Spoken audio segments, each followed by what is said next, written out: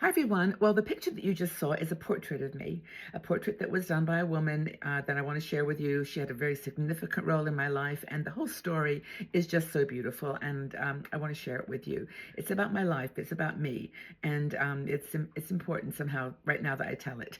But anyway, I was about 21 years old when my mom died. I lived in Detroit, and when she died, I was lost. I didn't have any friends, anywhere to stay. I decided I sold the house that we were living in, and I had like $84 profit after all the expenses, medical and so on. And I went to Boulder. I decided to pack up and move to Boulder, Colorado. I didn't know anybody. I stayed with a friend for a few weeks, got settled, and I really, really loved it. And I enrolled at the University of Colorado after a year of residency and worked at the university bookstore. And so I took classes, and my interest was religious studies. So I signed up in the religious studies department. Fabulous teacher, Bob Lester, who I love to bits. And he led this program really, really well. And I enjoyed it. Particularly got attached to India and Hinduism, Buddhism. And I thought, well, I'm going to go check it out. I mean, I'm reading about it. I need to get some experience of what it's really like in action. What's Hinduism like in action? So went to London. Now, when I was at university, I was studying Sanskrit with a lady called Francesca Fremantle. Francesca did an interpretation of the Tibetan Book of the Dead. She's a very well-known author, beautiful, beautiful woman. And in fact, after many years of like popping in and out now and again in England, I'm going to meet her in Cologne, Germany, because she's doing a workshop there. Anyway, but long story, but it's full circles, right, in our lives. But I went to London. I stayed with her mom, Patience Fremantle. Now, she was an amazing woman. Oh, so graceful, so beautiful, such an amazing human, and an artist. But at the time I stayed with her, got myself ready for India, and off I went. Came back 3 months later. I was very sick. I went back to Patience. Of course, she welcomed me and took care of me.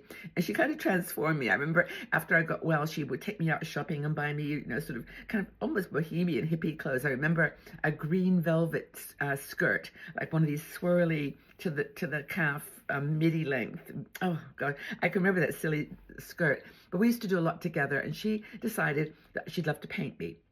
So she said, "Can I do your portrait?" So for weeks I just sat there a few hours every day, and she did this painting of me. It's actually not with brushes; it's made with a palette knife, and it's just a beautiful design. So I loved it. I admired it. I thanked her. She was like a second mom to me, to be honest. And anyway, so I came back to Colorado and lived my life, and I moved to the UK, had my children. The whole life unfolded as it does.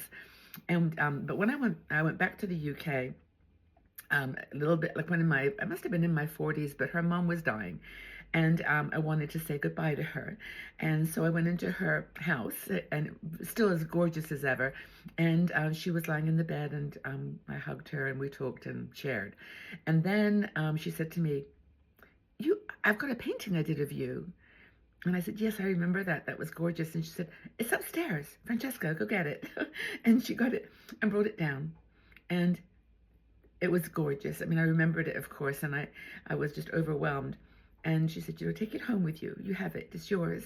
So I was so grateful, and I accepted that offer and that gift, and I've had it ever since. I've carefully carried it around with me everywhere.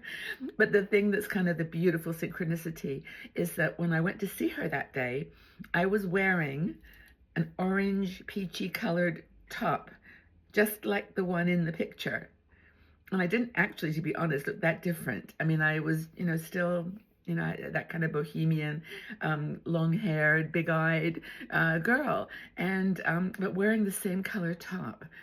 And I mean, I literally burst into tears, and I think we all did, and it was a beautiful moment. But the picture came with me, as I said, and it's the portrait.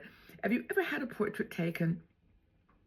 If you haven't, I really recommend it. I think it would be a really cool thing to do. It's one of those things that if you can find an artist that is able, even someone that's, maybe not the greatest artist, well known or whatever, and there's something about someone interpreting you on a picture, on a painting, that's so remarkable. And I just want to share that story with you. It's part of my nostalgia journey that I'm on right now. I don't know why. Well, I do know why. I'm getting older, and as I get older, these things mean a lot to me. And so I wanted to share with you and ask you to share maybe a story in your life that's kind of stayed with you, a moment with a person. Could be a portrait, could be just a gift someone gave you that you now treasure because of everything that it represents. And thank you for letting me share with you guys. I appreciate it. And I'm sending you lots of love. Patience, thank you. Wherever you are. And of course, Francesca, I'm going to see her in a couple of months. I'm so excited. Anyway, take care, everybody. Keep your memories close. It's okay. Nostalgia is good now and again. It gives you purpose in the sense of it shapes who you are. Lots of love, everyone.